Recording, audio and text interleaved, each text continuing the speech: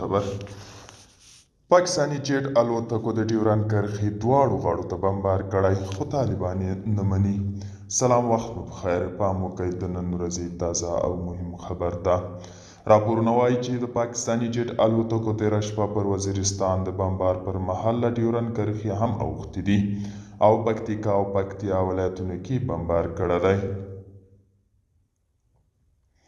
په دې بمبار کې 6 جیټ الوتکو F-14 او F-15 براخیستې وه. په وزیرستان له اول ډیورنډ کرښې هاخوا پر 3 نقطو بمبار شوی. پاکستاني مطبوعات ادعا کوي چې د TTP پر پټنځایونو یې برید کړی چې په وزیرستان او ډیورنډ کرښې هاخوا افغانستان کې فعال دي. نوموړي لومړني معلومات دا دي چې په دغو بریدونو کې 1200 تر 15 وسلوال وژل شوي دي.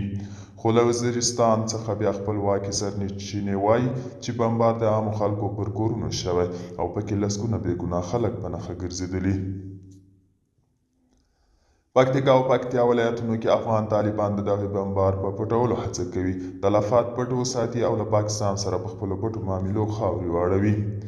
دقیق د 2 اونیو وړاندې برید پر څېر چې په پکتیکا ولایت کې پر یو جومات وشو او د واکسین د تطبیق پر مهال پکې واکسیناتوران او ماشومان په نښه وګرځول. یو قرباني واکسیناتور د وردګو ولایت د سیدآباد ولسوالۍ د اونخې درې د حکیم الله خیلو کلي اوسېدونکی ځوان حکمت الله و چې په دې برید کې شهید شو، خو طالبانو پر دې برید ځانونه غلي ونیول. عکس کې هم دغه شهید شوی ځوان دی. پاکستان وایي دغه بمبار یې په شمالي وزیرستان کې د پاکستاني پوځیانو د ډله ییز هلاکت د غچ اخیستلو لپاره کړی دی.